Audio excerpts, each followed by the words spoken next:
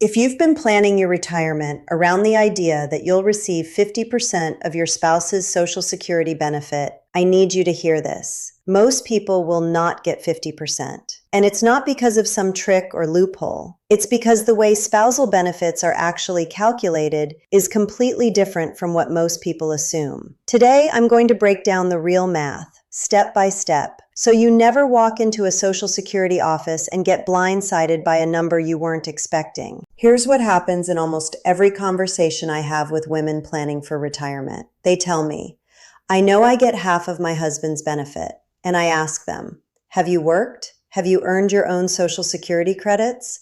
And almost always the answer is yes. Maybe they worked for 15 years before having children. Maybe they went back to work part-time after the kids were in school. Maybe they've been working for the last decade after a divorce. And that changes everything. Because once you have your own benefit, even a small one, the 50% rule doesn't work the way you think it does. The Social Security Administration considers you dually entitled. That means you're entitled to two benefits, your own and a spousal. And they don't stack, they overlap. Understanding how that overlap works is the difference between a retirement plan built on real numbers and one built on wishful thinking. And if nobody ever explained this to you, that's not a failure on your part. Even most financial advisors gloss over this. They say, you'll get the higher of the two and move on. But what does the higher of the two actually look like in dollars? How does your filing age change the math? What happens if your spouse files before you or after you? These are the questions that actually determine your monthly check. And these are the questions we're answering right now. Let's start with the formula. It's simpler than you'd expect, but the implications are enormous. Take 50% of your spouse's primary insurance amount. That's their full retirement age benefit. Then subtract your own primary insurance amount, your full retirement age benefit. The difference is your spousal benefit. Not the total you receive, just the spousal portion that gets added on top of your own. Let me give you a clear example. Let's say your husband's full retirement age benefit is $2,000 a month. And your own full retirement age benefit is $600. Half of his benefit is $1,000. Subtract your $600. Your spousal benefit, the actual spousal piece, is $400. At full retirement age, you'd collect your own $600 plus the $400 spousal top-up. Total, $1,000. That equals 50% of his benefit. Great. But now watch what happens when we change the filing age, because this is where it gets complicated and where most people lose money. Here's what almost no one understands. Your own benefit and your spousal benefit are reduced on different schedules. They are two separate calculations that happen independently. When you file early, each piece gets its own reduction factor, and they don't reduce at the same rate. For your own retirement benefit, the reduction is 0.5% per month for the first 36 months before full retirement age, and then 0.5% per month for any additional months beyond that. For the spousal benefit, the reduction is 0.2536% per month for the first 36 months, and 0.512% for additional months. Different numerators, different results. And when you combine two benefits that are each reduced differently, the total you receive is not what a simple percentage chart would suggest. Let me show you exactly what this looks like. Going back to our example, your husband's PIA is $2,000, yours is $600, and your full retirement age is 67. If you file at 67, you get your full $600 plus the full $400 spousal benefit. Total, $1,000. Now let's say you file at 62 instead. Your own benefit gets reduced from $600 to $420. That's a 30% reduction over 60 months. Your spousal benefit of $400 gets reduced too, but on a different schedule. It drops from $400 to roughly $280. So your total monthly check at 62 would be around $700. Not $650, which is what you'd calculate if you simply took 32.5% of your husband's $2,000. The number is different because you're dealing with two separate reductions applied to two separate benefit components. Now here's where it gets even more interesting. What if your spouse files after you do? Let's say you file for your own benefit at 62 because you need income, but your husband is still working and doesn't plan to claim until 67. For the years between 62 and 67, you only receive your own reduced benefit, $420 a month. You cannot collect the spousal piece because your husband hasn't filed yet. Remember, he has to be collecting his own benefit before you can get the spousal addition. Then, when he files at 67, your spousal benefit kicks in. But here's the key. The reduction on your spousal benefit is calculated based on your age when you became entitled to it, not when you originally filed for your own benefit. So if he files when you're 67, your spousal portion has no reduction at all. You get the full $400 on top of your already reduced $420. Total, $820 a month. If he files when you're 64, your spousal portion gets a moderate reduction because you're 3 years early on that piece. The timing of both spouses matters, not just yours. I know this feels like a lot of moving pieces, but this is exactly the kind of detail that separates a retirement that works from one that falls short. And once you see how the pieces fit, you can actually plan around them. Now let's flip the script and talk about what happens on the other side of full retirement age. If you delay claiming your own benefit past 67, you earn delayed retirement credits, 8% per year up to age 70. That's a guaranteed increase that is hard to beat anywhere. But here's the thing that catches people. Your spousal benefit does not grow past full retirement age. It caps at that 50% ceiling. So as your own benefit increases with delayed credits, the spousal top-up actually shrinks.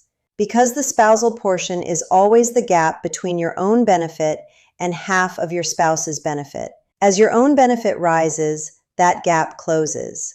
At a certain point, your own benefit might exceed 50% of your spouse's benefit entirely, and the spousal benefit disappears. You're just collecting your own. This is not a bad thing. It means your own record is strong, but it's critical to understand if you're deciding whether to delay. If you're counting on the spousal benefit to boost your retirement income, delaying past full retirement age won't help you. The spousal piece is already at its maximum. You'd be delaying for the growth on your own benefit, which is valuable, but you need to know that the spousal top-up is not part of that growth. Let me bring up one more scenario that affects more women than people realize. What happens when there's a gap between when each spouse files? Let's say you're 62 and your husband is 60. You want to retire. He's not eligible for Social Security yet. He won't be until 62. And even then, he might want to delay. In this situation, you can file for your own benefit at 62, but you cannot receive any spousal benefit until he files for his. You might be waiting 2, 5, even 8 years before that spousal piece becomes available. During that entire time, you're living on your reduced personal benefit alone. This is a planning gap that blindsides couples who don't think about the age difference between them. On the other hand, if you're the older spouse and your husband has already been collecting for years, you can file for both your own benefit and the spousal benefit the moment you turn 62. There's no waiting. Both pieces activate at once, but both get the early filing reduction. Now, I also want to address something you may have heard about called file and suspend. Years ago, there was a strategy where one spouse could file for their benefit and then immediately suspend it, which allowed the other spouse to claim spousal benefits while the first spouse's benefit continued to grow in the background. It was brilliant,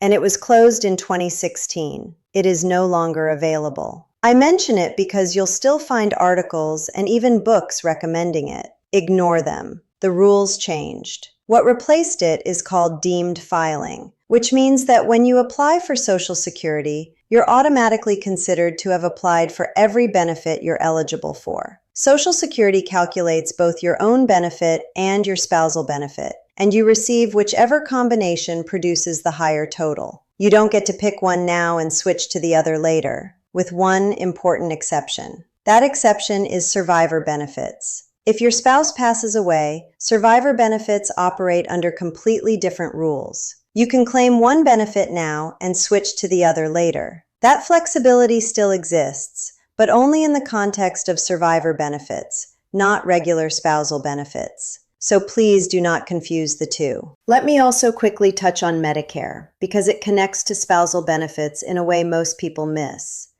If you qualify for spousal benefits and you're at least 65 years old, you also qualify for Medicare Part A, premium free, even if your own work history doesn't include enough Medicare qualifying quarters.